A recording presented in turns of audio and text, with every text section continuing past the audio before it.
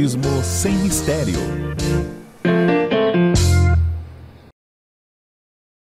Olá pessoal, estamos iniciando o programa Espiritismo Sem Mistério, estudando o Livro dos Espíritos. E é um estudo que é tão interessante que eu tenho certeza que você que está conosco, está acompanhando desde a introdução, ou até mesmo depois, se você chegou agora, chegou nos últimos meses, você está vendo a riqueza desta obra. E como é importante nós nos debruçarmos, aprendermos sobre o Livro dos Espíritos. Isso nos enriquece, faz com que nós tenhamos um entendimento maior sobre todas essas questões espirituais e que também nos atingem, porque apesar de estarmos encarnados, existe essa integração entre matéria, espírito, plano espiritual e plano material. Hoje é um dia especial, porque por várias razões. Daqui a pouquinho a gente vai comentar sobre isso. Mas hoje nós entraríamos num tema diferente, numa outra etapa do Livro dos Espíritos. Então é muito bacana que você pegue seu livro, seu caderno, faça suas anotações. Como eu disse, vamos entrar numa outra parte do Livro dos Espíritos que eu tenho certeza que você vai gostar. Para quem não me conhece, eu sou Solange Sauan Godoy, junto com o nosso querido André Luiz Ruiz. Como vai, André? Olá, Solange! Olá, queridas irmãs, queridos amigos! Como a Solange falou, é um dia muito especial porque nós temos, iniciando hoje, uma nova etapa, aquilo que Kardec qualificou na edição do Livro dos Espíritos como o livro terceiro, que eu prefiro chamar de terceira parte, para não confundir a cabeça das pessoas que às vezes ficam um livro dos Espíritos, mas o livro terceiro do Livro dos Espíritos, as pessoas leigas às vezes têm dificuldade. Porém, aqui começa a parte importante do ponto de vista moral, que Kardec depois vai amplificar no Evangelho segundo o Espiritismo. E estas 4 partes do Livro dos Espíritos serão modificadas ou serão melhoradas, serão aprofundadas em 4 obras básicas que Kardec vai produzir depois. Então, a primeira parte, que os primeiros 4 capítulos, estão ligados a questão da parte inicial, da gênese, da formação das coisas, que ele vai desenvolver na obra A Gênese, de Allan Kardec. Você vai encontrar a última obra que Kardec produziu, espelhando os princípios que estão na primeira parte do Livro dos Espíritos. A segunda parte do Livro dos Espíritos, ou o livro 2, começa com o mundo espírita, ou dos espíritos. Esta segunda parte, que nós terminamos no programa anterior, ela é desdobrada por Kardec no Livro dos Médiuns. O Livro dos Médiuns vai explicar muitas outras coisas que nesta obra inicial Kardec não tinha espaço. Depois vem a terceira parte, que nós começamos hoje, que é desdobrada por Kardec no Evangelho segundo o Espiritismo, as leis morais. E por último, nós vamos ter a 4ª parte do Livro dos Espíritos, Esperanças e Consolações. Nós vamos encontrar a justiça divina, aquilo que vai possibilitar penas e gozos presentes, penas e gozos futuros, que Kardec vai amplificar no livro O Céu e o Inferno, ou a Justiça Divina, segundo o Espiritismo. Hoje, então, começaremos uma parte do Livro dos Espíritos que está vinculada às leis morais, e estas leis morais vão estar bastante amplificadas com clareza, com mais profundidade na obra O Evangelho. E então, Solange, você tinha dito que era um dia de alegrias especiais, diferentes apenas, não só por causa do livro que nós vamos, a parte que vamos começar, mas por que você disse isso, Solange? Então, hoje é dia 3 de outubro, e dia 3 de outubro, como todos nós sabemos no Espiritismo, na doutrina espírita, é o dia de aniversário de Kardec. Então, um dia especial, um dia em que nós comemoramos a vinda desse ser, essa pessoa que nos trouxe toda essa possibilidade de conhecermos essas obras, que desenvolveu toda a doutrina espírita através das suas pesquisas, dos seus estudos, e graças a ele nós temos todas essas obras às quais o André se referiu agora há pouco. Agora, desculpa te interromper, eu recomendo a você que nos assiste que vá no nosso programa Alegria de Viver, que eu e Solange fazemos, falando sobre livros que estamos lendo. Um dos livros que nós já lemos, de Humberto de Campos, se chama Cartas e Crônicas. Já terminamos este livro. Este livro, Cartas e Crônicas, tem um capítulo que se chama Kardec e Napoleão. Leia este capítulo ou assista o nosso programa Alegria de Viver, porque você vai ver qual é a estirpe espiritual de Allan Kardec, que é justamente marcada nessa mensagem de Humberto de Campos a preparação da vinda de Kardec. Ele vai renascer em 1804, ele vai renascer no mundo.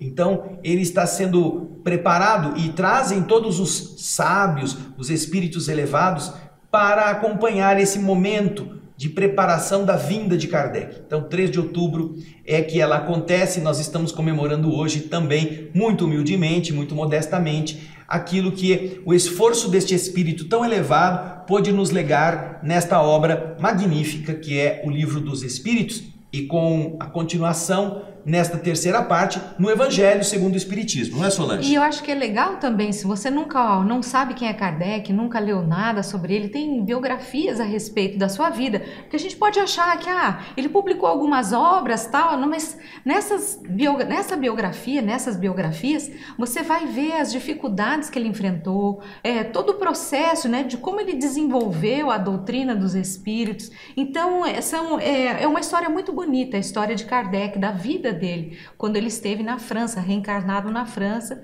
e ele, como pesquisador, ele pôde fazer a pesquisa dos fenômenos mediúnicos que estavam acontecendo nos salões de Paris e em outros locais também. Então, pode falar. Ele mesmo conta essa parte naquele livro que foi publicado depois da sua morte, chamado Obras Póstumas. A segunda parte desse livro, Obras Póstumas, traz o relato feito pelo próprio Kardec de como ele chegou ao estudo disso. Lembrando que Kardec não inventou nada, ele apenas codificou, ele colocou em código o código linguístico, o código da escrita, aquilo que os espíritos estavam orientando e aquilo que se pôde extrair de conclusão. Além disto, nós temos histórias muito interessantes, por exemplo, o livro dos Espíritos, do professor Canuto de Abreu, uma história, uma lenda, uma coisa assim, história legendária, uma coisa assim, do professor Canuto de Abreu, agora me foge o nome exato. É também uma obra bastante interessante, porque Canuto de Abreu foi o pesquisador que foi a Paris nos idos da década de 20, ou pouco mais, para obter os dados, os documentos que ficaram ainda, que não foram destruídos pelos nazistas, sobre a doutrina espírita. E ele guarda muito disso até hoje, está ainda em um acervo que agora está sendo estudado, está sendo revelado aos poucos.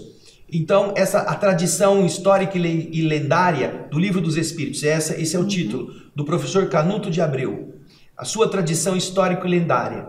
Então, vá atrás disso. Hoje há muitos livros que contam a história de Kardec, cada um com uma ênfase em uma área ou outra, mas é muito interessante que nós aprendamos como o mundo espiritual se coordenou para que nós tivéssemos hoje o assunto. Hoje nós estamos falando disto porque o professor Hippolyte Léon Denisard Rivaio, que era o nome de batismo, ele veio à Terra com um projeto espiritual superior e ele está dando frutos até agora. Então vamos acompanhar toda essa epopeia e é muito útil, como a Solange falou, a gente se informar.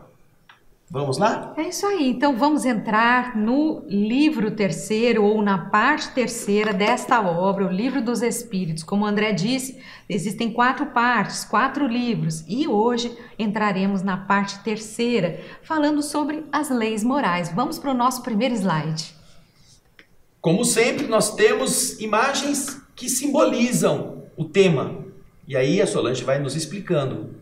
Aqui nós já podemos ver, então, essa menção à criação, a Deus, né? Como essa luz divina que banha todos nós e que através dessa luz nos entrega os conhecimentos, nos entrega as suas leis, já que tudo provém do Criador, né? Nós somos obras do Criador, os planetas, todo o universo, somos obras do Criador. Então existem essas leis que regem todas essas questões, todas esses planetas e todos nós. Nós vemos aí na imagem central o foco originário de todas as coisas. Essa luz que banha toda a criação e que envolve as pessoas, as plantas, as situações de vida. Você vê esse fulgurar imenso. Do lado esquerdo acima é quase uma representação de Michelangelo da Capela Sistina, considerando o dedo de Adão e, na verdade, Deus como aquela luz que toca a mão que se estende, a superioridade e a ligação do filho com o pai e as suas referências éticas. Do lado esquerdo à direita, embaixo, ou do lado direito, melhor, embaixo, vocês vão encontrar a referência simbólica das tábuas que Moisés recebe com a lei divina no alto do Monte Sinai, simbolizados nessa imagem da pedra talhada com os 10 mandamentos, que Jesus vem confirmar lá no capítulo 1 do Evangelho segundo o Espiritismo. E depois nas duas imagens cósmicas, aí à esquerda e à direita, vocês têm essa referência de que todo o universo está regido por leis que cobrem todas as coisas, do nascimento das estrelas ao nascimento da vida, em toda parte. Então, com isso, nós estamos inaugurando o terceiro livro, As Leis Morais, com o capítulo 1, que tem como título A Lei Divina ou Natural. Então, este trecho deste capítulo 1 vai nos levar da pergunta 614 até a pergunta 647. Nós vamos então dar sequência já ao slide que vem a seguir, o slide 2, com a primeira pergunta, pergunta 614. Que se deve entender por lei natural? Lei, todo mundo já sabe, a lei da justiça, a lei de trânsito, a lei tributária, a lei trabalhista. Porém, Kardec quer saber, lei natural, porque essas leis que nós citamos aqui não são da natureza, elas são criadas pelas pessoas, pela inteligência humana. Mas e a chamada lei natural? O que é isto? O que se deve entender por lei natural? Kardec pergunta e os espíritos vão responder já no slide 3. Vamos lá. A lei natural é a lei de Deus e a única verdadeira para a felicidade do homem. Ela lhe indica o que deve fazer e o que não deve fazer. E ele não é infeliz senão quando se afasta dela. É uma baliza luminosa, não é? É uma força que indica o caminho. É única e verdadeira para a felicidade das pessoas. Sabendo o que fazer ou o que evitar, garante-se a felicidade possível para aqueles que a cumprem, mas também se garante a dor, a decepção, a frustração para aqueles que fogem dela. Essa é a resposta dos espíritos sobre o que se deve entender por lei natural. Lei natural não é só a lei da natureza, essas leis que regem as estruturas físicas, a germinação, a fecundação das flores, a formação de frutos, são leis que regem tudo isto. Porém, são também leis da química, da física, que falam dos elementos, das substâncias. Porém, Kardec obtém, quando pergunta o que se deve entender por lei natural, um conceito muito mais amplo que não fica apenas nas questões da natureza, mas vai além, vai tocar os objetivos da criação com vistas à evolução em busca da felicidade, para que as criaturas saibam por onde andar e não tenham que ficar patinando ou ficar paradas, perdendo tempo em sofrimentos e em lágrimas. Então a gente vê como o mundo espiritual está nos revelando uma preocupação muito mais ampla ao tratar da lei natural com esta abrangência, não é, Solange? Exato, lembrando que ela tem esse nome, lei natural ou divina. A gente pode utilizar os dois termos, mas que é essa lei que engloba tudo, tanto as questões da natureza, quanto as questões ligadas à nossa evolução moral, ao nosso desenvolvimento. Isso nós vamos ver agora, no desenrolar desses trechos. Isso mesmo. Vamos então para a próxima pergunta? Vamos lá? A lei de Deus é eterna? Ela dura. Nós sabemos que os códigos humanos, que as leis sofrem reformas, que os homens fazem uma coisa e depois de algum tempo essas coisas têm que ser renovadas. Agora, pense bem. Nunca houve na história que nós conhecemos, nessa civilização, um dia em que o sol não nasceu. Nossa, no dia 2435 a.C., nesse ano, no mês de abril, o sol não apareceu. Ficou a terra toda no escuro. não existe nenhum relato de que uma lei da natureza não tenha se cumprido. Ou uma outra mais estranha. Solange, choveu para cima. Olha que coisa estranha. A chuva, em vez de cair na terra, ela foi lá para o alto. Você nunca ouviu isto. Você nunca teve nenhuma informação de que a terra não estivesse girando dentro dos seus eixos, seja em volta dela mesma, seja em volta do Sol. Então, todas estas leis nos fazem pensar que elas são muito duradouras. Elas passam e passam gerações e gerações e gerações e gerações, e elas são não modificáveis, a não ser quando exista talvez algum outro fator exterior, mas ainda assim dentro das leis do universo. Por isso Kardec pergunta, a lei divina, ela dura sempre, ela é eterna? Vamos ver então o que os espíritos respondem. Vamos lá. Ela é eterna e imutável, quanto o próprio Deus.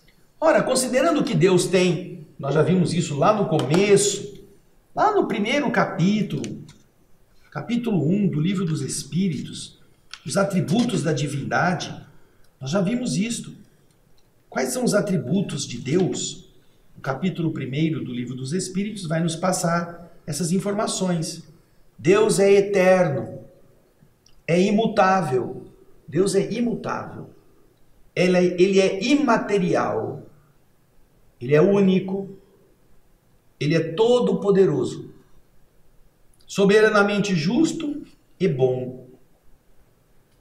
Quando você entende esses atributos, você não tem dúvida de que tudo que Deus cria com essas características de imutabilidade, de eternidade, porque são consequências dessa inteligência soberana. Já pensou que se Deus fizesse alguma coisa e depois de alguns milênios ele fala assim, gente, eu estou pensando melhor aqui, acho que não vai dar muito certo, vamos apagar esse negócio e fazer outra coisa. Vamos mudar tudo. Isso teria uma instabilidade muito grande e todos poderíamos questionar essa onisciência, esse saber completo de todas as coisas. É a mesma coisa que você estar sob os cuidados de um professor que é tido como o bam daquela matéria. Ele te ensina coisas, você anota tudo, você lê os livros, você acompanha tudo que esse professor está te falando. E depois de um tempo, você admira tanto o professor, ele chega, gente, desculpa, eu queria falar com vocês que eu acho que uma das coisas que eu disse para vocês não está correta. Vamos fazer diferente. Ué, mas se esse homem que sabe que vai dar aula para mim, depois de ter dado tudo, de ter explicado tudo, ele vem aqui e fala que tem uma coisa que ele explicou que é errado, esse cara não sabe. Por que ele não estudou antes então para vir me ensinar? Você não fará isso? Você não pensará assim? E a partir daí, as coisas que ele estiver dizendo para você, você vai acreditar cegamente como antes? E se ele agora errou também, que nem ele errou da outra vez? Essa é a onisciência divina, não pode haver isto. E a resposta dos espíritos, que você vai ver novamente na tela, vai dizer exatamente isso. Ela é a lei divina, eterna e imutável, quanto o próprio Deus. Tudo o que ele faz tem essas características, Solange. É isso mesmo, a gente sabe que desde a criação, quando ele cria todas as coisas materiais, quando ele cria os planetas, o universo, nós já sabemos que tudo isso já está submetido a essas leis naturais, toda essa questão que envolve a natureza, toda essa criação. Existem leis que governam tudo isso. Isso vem desde há muito tempo, então ela é uma lei considerada eterna e imutável, desde o momento em que Deus existe. Mas Kardec continua perguntando, mesmo, e nós vamos então agora ao próximo slide. Pergunta 616. Deus prescreveu aos homens em uma época o que lhe proibiu em outra? Será que isso já aconteceu? Será que Deus alguma vez passou uma determinada lei, e como disse o André, depois ele resolveu passar borracha, mudar tudo, não é mais assim, vamos fazer diferente, ou ele proibiu, modificou em outra época aquilo que que tinha sido colocado lá atrás? É uma pergunta bastante coerente com o desenvolvimento do questionamento de Kardec. Se Deus é eterno e as leis são eternas, por acaso, porque veja só, por que Kardec pergunta isso? Vamos nos lembrar das Escrituras. Nas Escrituras, no Velho Testamento, nós encontramos determinadas referências a um Deus justiceiro, um Deus tirânico, um comportamento que é olho por olho, dente por dente, mão por mão, pé por pé, tudo escrito lá como vontade de Deus.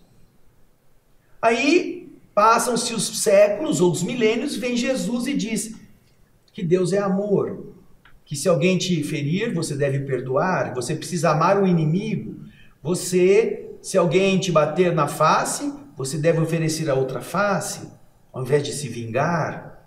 Isso é o oposto. É o oposto do Velho Testamento. Então, com base nessas contradições, que não são apenas nesse aspecto, tem vários outros, Kardec pergunta, por acaso, Deus poderia ter dito uma coisa numa época e depois ter mudado, ter feito o oposto numa outra época? Será que isso pode ter acontecido? Uma lei divina que valeu e depois uma outra lei divina que desfez o que a outra tinha feito? Será que pode? Vamos ver a resposta? Deus não pode se enganar. Os homens é que são obrigados a mudar suas leis, porque são imperfeitas. As leis de Deus são perfeitas. A harmonia que rege o universo material e o universo moral está fundada sobre as leis que Deus estabeleceu para toda a eternidade. Ou seja, se você observa que em determinado caminho religioso uma coisa era de um jeito e depois tornou-se diferente, aquilo que era de um jeito não era lei divina. Tanto é que o ser mais elevado que veio à Terra, como Jesus, a transformou ou mudou o entendimento para colocá-lo dentro do padrão. Portanto, por mais respeitável que possam ser as lições do Velho Testamento, elas representam a epopeia de um povo que lutou para ter o seu lugar de crença, para exercer a sua ligação com Abraão e os deuses superiores que guiavam a tradição hebreia. Toda esta estrutura é um legado histórico, é um legado de depoimentos, de testemunhos, mas ainda não é a lei de Deus. Porque sabe o que acontece? No Velho Testamento, inclusive, você vai encontrar coisas de arrepiar cabelo, de tão cruéis. Procure na internet, faça uma pesquisa, escreva no buscador que você deseja consultar, escreva a expressão atrocidades bíblicas. Alguém fez um cotejo, uma reunião de todos os capítulos, livros, versículos, onde atrocidades bíblicas estão atestando um comportamento extremamente inadequado à lei de amor que Jesus vem ensinar depois. Essas atrocidades bíblicas não podem ser vontade de Deus, porque Deus não se equivoca. Deus não manda matar primeiro para depois mandar curar a doença que matou. E isso, você vai se surpreender com a quantidade de atrocidades que estão escritas na tradição religiosa. Por esse motivo que nós estamos falando, e os espíritos também estão dizendo, que a lei humana ela é passível de ser modificada, mas a lei divina não. Ela não é equivocada. A lei de Deus é perene, ela é eterna. E se porventura aquele ser tão elevado como Jesus de Nazaré vem colocar as coisas na sua estrada correta, é porque os homens fizeram interpretações ou disseram que eram divinas leis que eles inventaram no seu sistema teológico de crenças, não Deus. E você vai encontrar esse entendimento muito claro se pesquisar na internet e começar a ler o rol das atrocidades bíblicas postas lá, como se fossem de Deus, ordens divinas. Mas não são.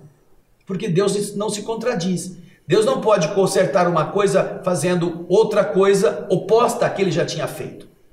Não é mesmo? Deus não diria, primeiro, você tem que se vingar, para depois você dizer a você, não, você tem que perdoar o próximo. Não poderia haver um conflito dessa natureza. Mas se ele está existindo, é porque a conduta menos humana, menos elevada, menos nobre, não é de Deus. É interpretação ou é invenção da mente humana para aquela época. Não estamos dizendo que foi uma coisa feita por maldade, não estamos dizendo que não tivesse uma base boa, de boas intenções, mas ainda assim é uma construção humana, não divina. Ok? Exatamente. Vamos lembrar que na época do Velho Testamento, é lógico, existia toda uma sociedade que precisava ser regulamentada, regrada. E muitas vezes eles colocavam essas regras como sendo regras divinas e na verdade eram regras humanas. E é bom a gente sempre observar isso, porque se ocorrer uma mudança nessas regras, a gente já sabe que, já que as leis divinas são eternas e imutáveis, essas regras especificamente não são as regras de Deus. São regras que realmente vieram apenas para reger a sociedade nos seus desregramentos, nas suas condutas, num determinado período do tempo.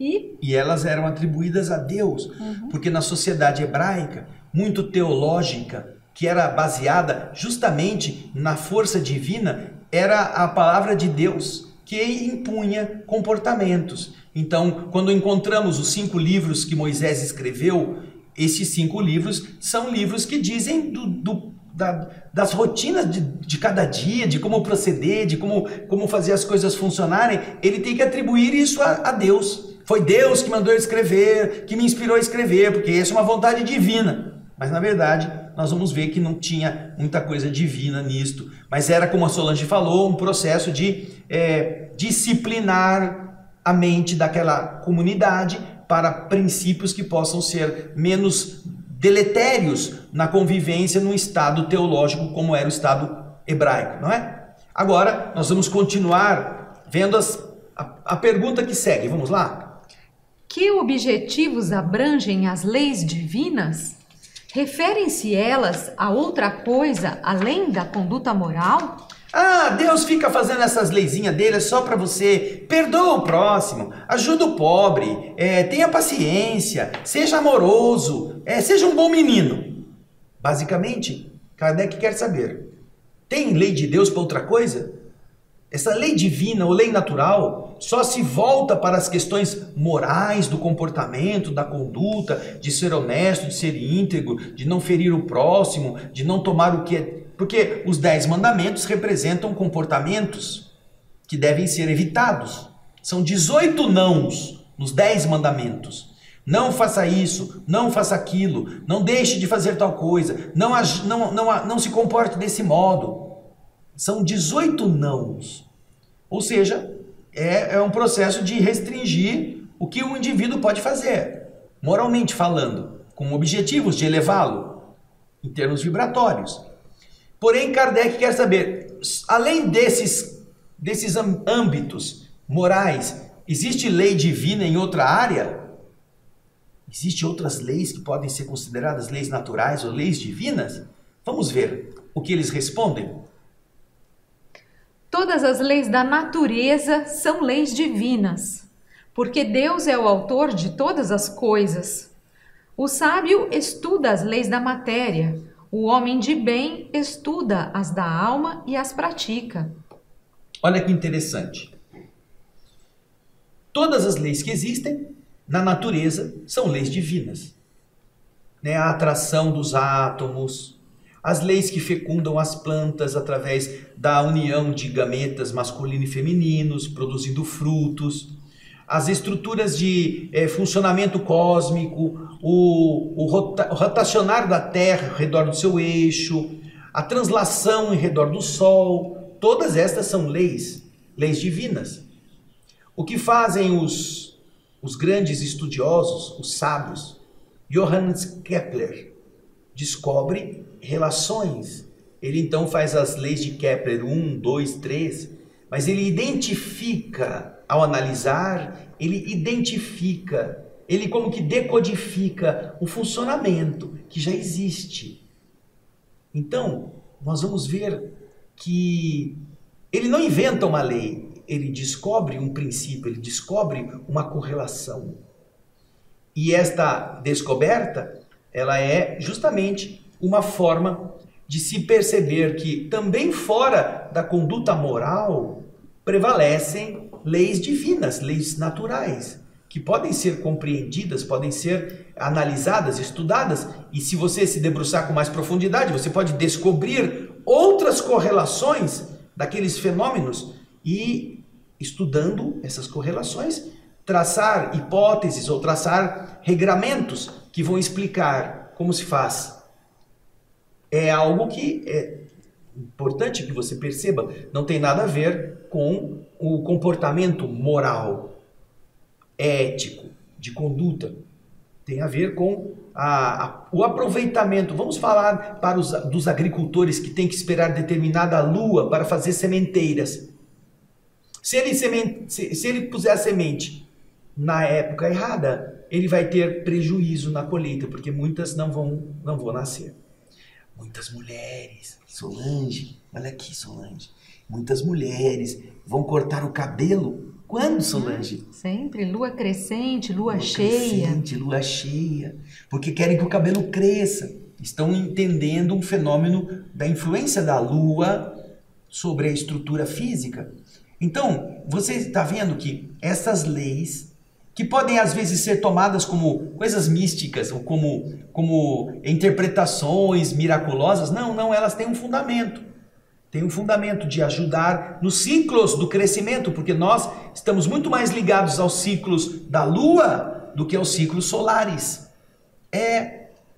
A menstruação das mulheres tem mais ou menos o mesmo tempo de duração, ou os ciclos menstruais estão se repetindo no mesmo tempo, aproximadamente, se a mulher é regulada, aproximadamente nos ciclos da Lua, 28 dias. Os partos na lua cheia. Muitas pessoas que trabalham nisso dizem, né? Que na lua cheia nascem mais crianças. Outra coisa importante, vamos ver o calendário humano, que em várias línguas eles são expressões das importâncias das tradições que os homens das suas épocas foram reconhecendo. Nós vamos encontrar em italiano lunedì, em inglês Monday, em espanhol lunes. São todas referências à lua, que estaria já nessa etapa do início da semana, referenciando a importância desse astro, desse corpo celeste na nossa tradição.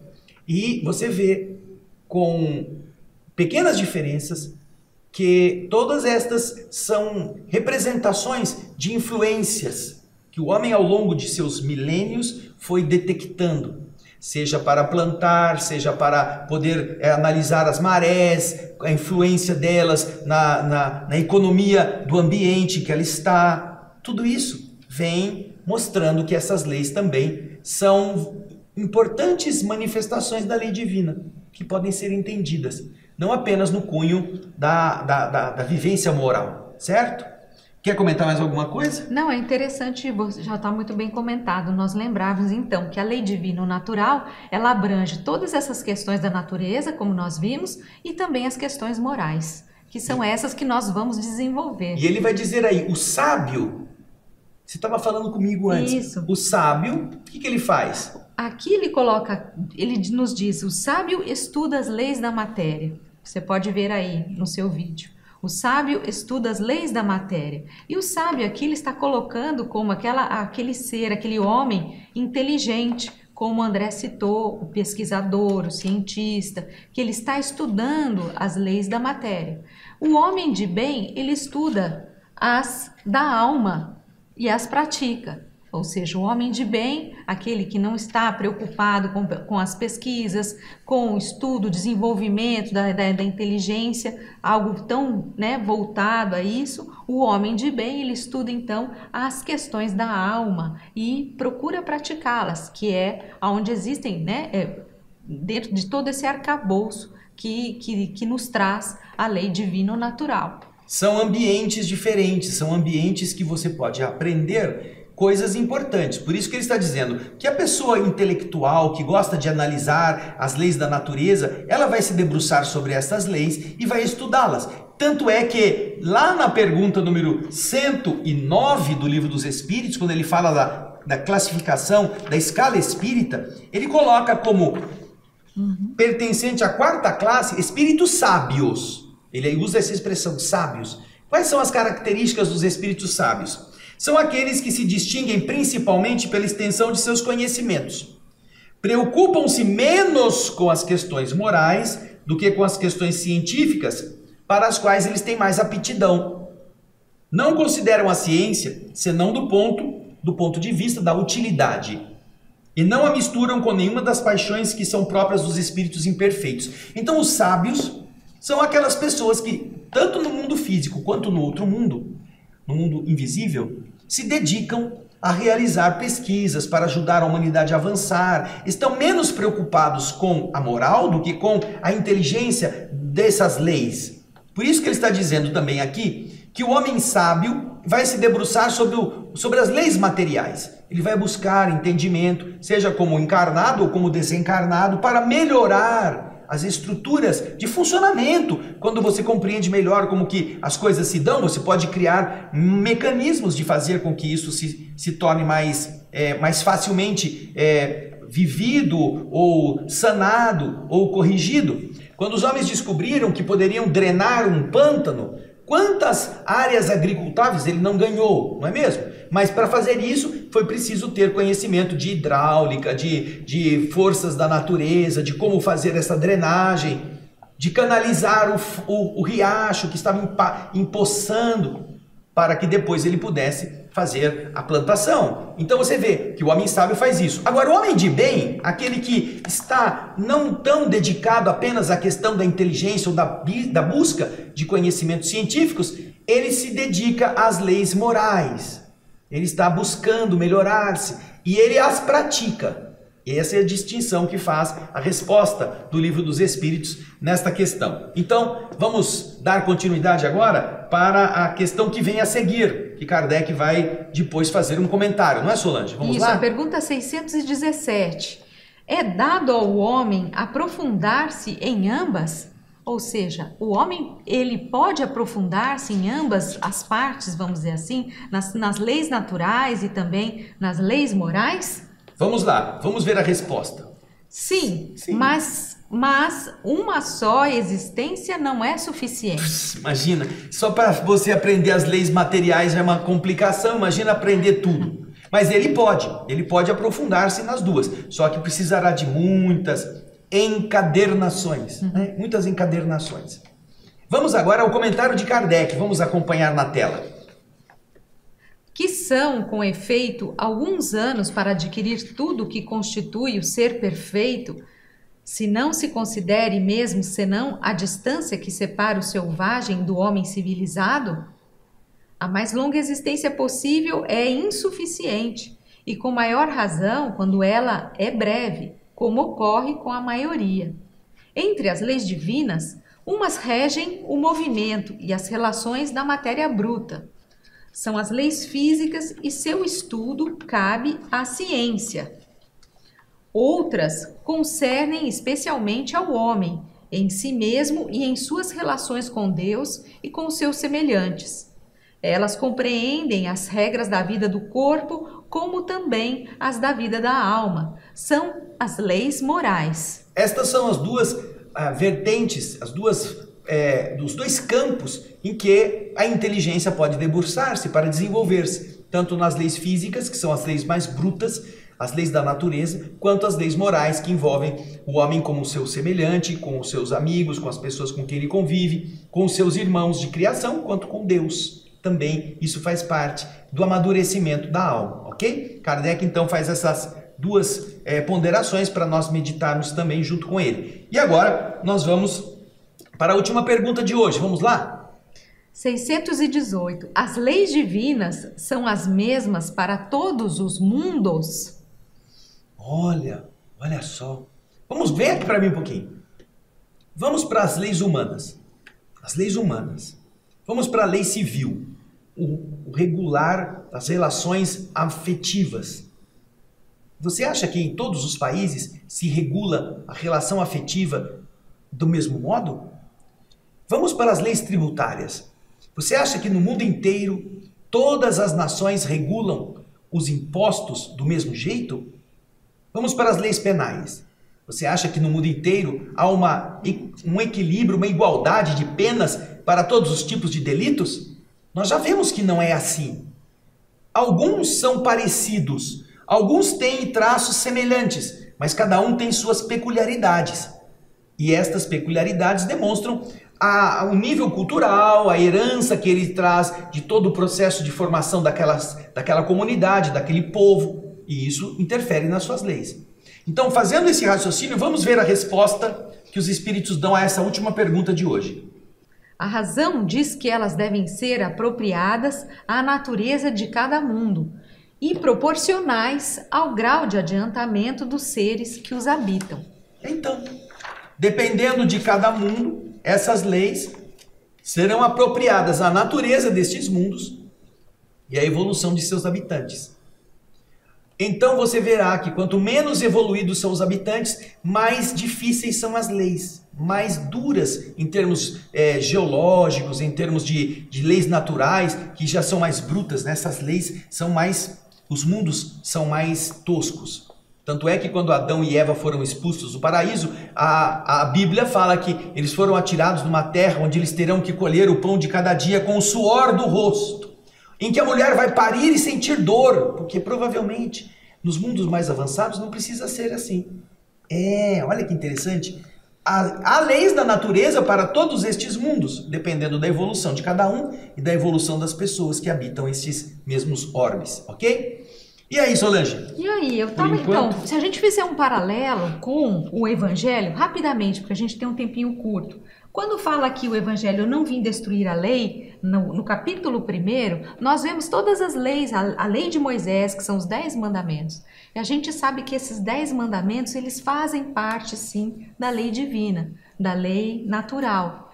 E são leis que a gente costuma até conversar sobre isso. Se nós não conhecêssemos o Espiritismo e se nós só tivéssemos os 10 mandamentos, nós teríamos uma sociedade, e cumpríssemos esses 10 mandamentos, nós teríamos uma sociedade bem melhor do que a que nós temos hoje. Se nós não fôssemos cristãos, fôssemos judeus, fôssemos hebreus, mas levássemos seriamente os 10 mandamentos da forma como eles estão propostos, nós seríamos uma sociedade muito melhor. Porque já lá em Moisés, que é a primeira revelação, estas leis morais divinas já estão contendo toda a sua estrutura, o seu caldo rico de ensinamentos.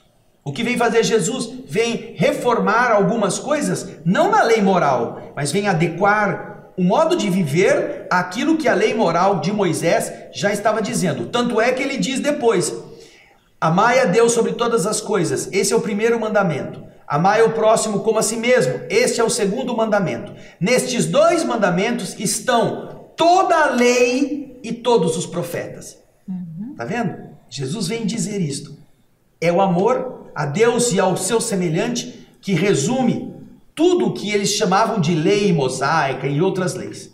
E isso é importante que a Solange está lembrando, ok? Ok, nós daremos continuidade a esse tema. Fique conosco, arrume seu livro e venha estudar. Até o próximo programa, Espiritismo Sem Mistério. Tchau, gente. Um abraço. Tchau.